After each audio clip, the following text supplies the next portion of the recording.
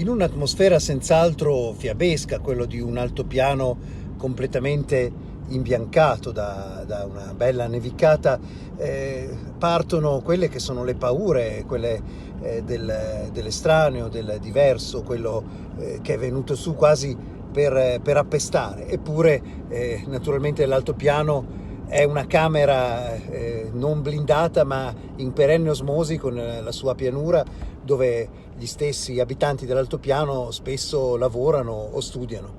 Noi si pensava che fosse una camera stagna e in qualche modo vogliamo ritenerla ancora una camera stagna, però effettivamente qualche positivo c'è anche qui sull'altopiano, arrivato ovviamente chiaramente da giù, sottolineo questo fatto, chiaramente è arrivato da giù.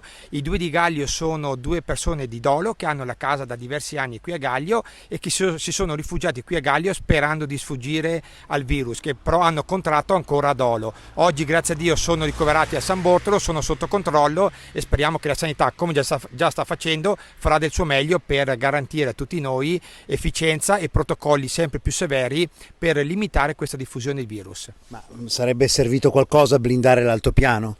No, io credo di no.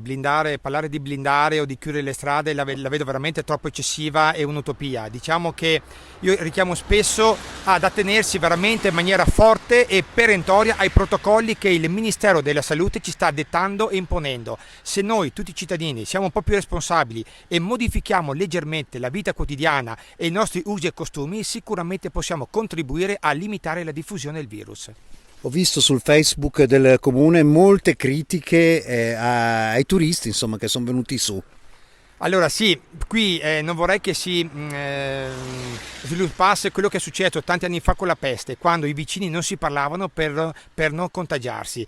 Diciamo che i turisti sono turisti, hanno le seconde case, vengono negli alberghi di Gaglio, di Asiago e dell'Altopiano, quindi sono ben accetti. Anche i turisti però devono capire che arrivando in montagna devono comunque attenersi alle regole. Non possono fare le sardine nei negozi, le sardine nei centri commerciali, ma stare a debita distanza, lavarsi le mani, curarsi e stare attento a non trasmettere ad altri eventuali patologie o virus.